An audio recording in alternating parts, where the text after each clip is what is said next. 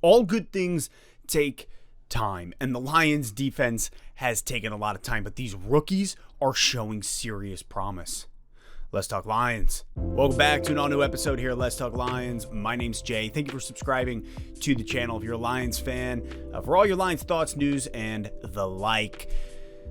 As I was saying, all good things take time, and for years now, since, 14, we have struggled to have a good defense, a defense that we can kind of rally behind, that we can expect greatness from. And if there's one thing that we are watching unfold before our eyes, it's the fact that these rookies on this Lions defense have something special, that there is some juice in this defense, in these rookies that we're watching unfold, and that could cause a terror for years to come. It is astounding. It's exciting. Brad Holmes doing his job.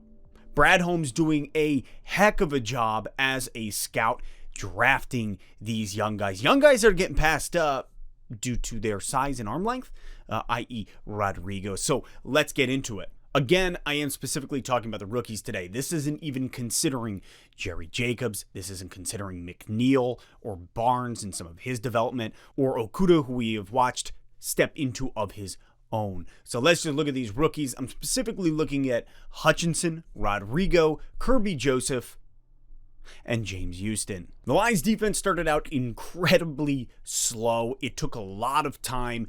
A lot of these rookies didn't even get starts, didn't see a lot of playing time until the last couple weeks, 5-6 weeks ago. And that's really where we started to see a turn defensively for the Lions. The first 6 weeks, first half of the season, were terrible. Our defense struggled way too much. We were letting up 32 points per game as a defense. That was the first 6 weeks. Over the last 6 games, the Lions defense has let up a total of 21 points per game. That is a huge increase in stopping our opponent from 32 points a game to 21 points a game. And a lot of that has to do with what this defense, what Aaron Glenn has been doing. When AP got fired, I'm not going to lie, didn't like it. I was like, man, are we just creating a scapegoat mentality? Turns out it was the right move, because since AP's firing, our defense has turned an incredible corner. So I'm not really sure what was going on there, but obviously it wasn't good enough. So shout out to Brad Holmes, to the entire organization, for making the right move in letting him go, which is a bummer, because God, I loved AP as a human, but something wasn't getting done. However, this rookie class, let's start out with Aiden Hutchinson. Aiden Hutchinson, we knew he was our number 1 overall pick. He was the number 2 overall pick, our number 1 pick this year, and we expected him to take on a great burden pretty immediately, and that he did. Now, it took some time watching him go from the college style play to the NFL style. He is so fast off the edge.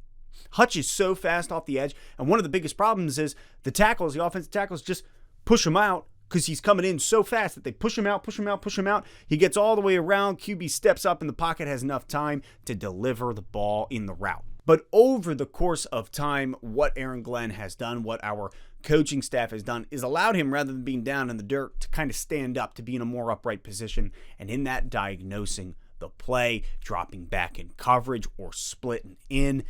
And we have watched Hutchinson make some leaps and bounds of progress, really being able to sniff out the ball, sniff out the QB, or, as we've seen, pick the ball off multiple times this season. Aiden Hutchinson leads amongst rookies, all rookies in the NFL, with a total number of sacks. Specifically, I look back to the Chicago game, and that's where I really think we saw Hutchinson come alive in his diagnosis of the play schemes and of an NFL caliber, I would say, where he really began to shine, and the game looked like it slowed down for him. Made it look like he had been playing in the NFL for a full year by that point. He was able to diagnose what was happening. The game slowed down, and he was incredible, forcing a pick 6 for Jeff Okudah. Obviously, that play on the goal line, sweeping in left to right, grabbing the guy, Montgomery, by the neck, throwing him down WWE style. But as a whole, we watched really that Chicago game was a turning point for Hutch. Hutch leads among all rookies in the NFL for sacks. And that really leads me to James Houston. Now, I got some interesting stats coming up at the end of this once I go through all these guys, so stick around for it.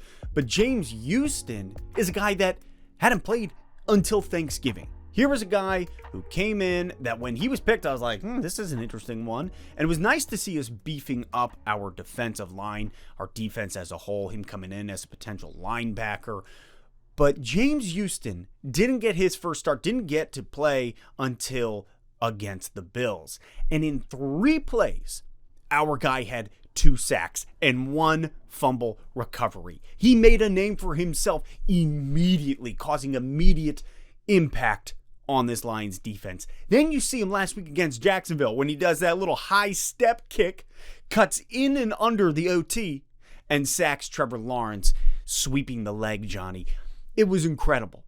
He is showing his worth. He's showing his football IQ, what he's able to do, his moves, his skill set is awesome. And we're watching James Houston immediately make an impact upon coming onto this team, upon really going from the practice squad to a start, right? Sacking Josh Allen twice, then getting Trevor Lawrence in his second game.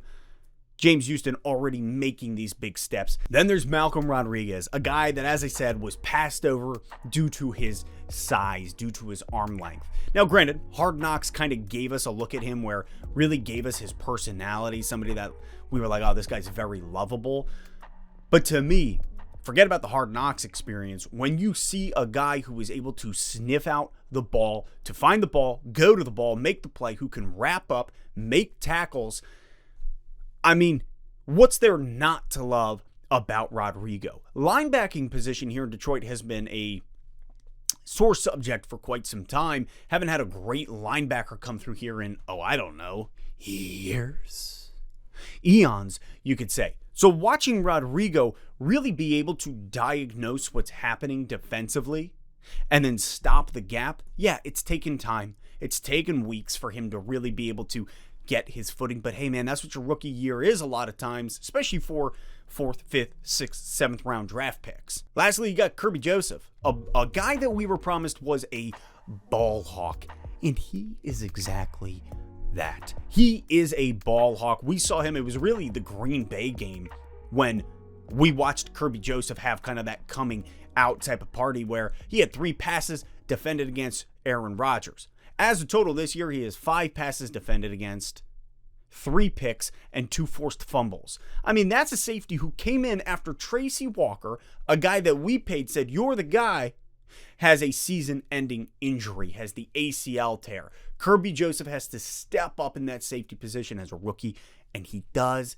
exactly that. The turnover game is key, and Kirby Joseph, as a safety, is forcing fumbles, he's picking the ball off, and he is proving himself to help us in the turnover game. A huge asset defensively in the secondary. Somewhere that we're struggling, somewhere that we have been struggling for years because our defense has just been crap for years. Our young guns are stepping up.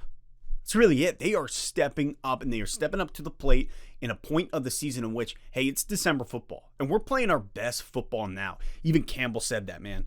We're playing our best football now in December. This is when you want to be. November, December, really getting that rolling. The young guys on the defense making such a difference, such an impact. The last 5 weeks defensively, the Lions have done incredible things. We are moving up. Now, don't get me wrong. The defense as a whole, if you look at the season total, yeah, we're in the bottom of the barrel. But when you can actually look at these last 5 games and what the defense has done, what Aaron Glenn has done, there is so much excitement with these young Bucks. James Houston, Hutchinson, Kirby Joseph, Malcolm Rodriguez, these young, and that's not considering Jerry Jacobs, Jeff Okudah, who is having a heck of a year, or Alex Anzalone, who has really stepped up as a veteran linebacker. This is specifically looking at the young guys. In fact, Lions PR put out a post where I saw these interesting stats. Check it out. The Detroit Lions defensive rookies versus all NFL defensive rookies this year rank as first in sacks, first in total pressures, first in QB hurries, second in interceptions, second in tackles for loss, tied for second in fumble recoveries, and tied for third in forced fumbles. What I'm saying here is the foundation that Brad Holmes has built by picking these guys, and then the development coming under Aaron Glenn, coming under Shep, coming under all of our coaching staff, is there. It's huge. And if these guys can continue, these young bucks continue to develop, to grow, and be what they are already, oh my God, this Lions defense, these young guys will be a terror for years, which is so much of what we need. Obviously, our offense is rolling, and we talk about it all the time because, oh man, it is so fun watching that offense come out and light it up. But defensively, these young guys are encouraging. It's encouraging to watch them so far, to see those stats, to see what they're doing, to hear their names being called out, and to know, oh, we got these guys for years. This Lions defense could grow into something quite beautiful. So that is it for today. Enjoy your day. Get hyped for the Minnesota games. Got to shut down Justin Jefferson. Hopefully Jeff Okudah is no longer ill. I saw that he is on the illness category. Don't love that. Don't love that. But that is it for today. And as always, I'll catch you next time on Let's Talk Lions.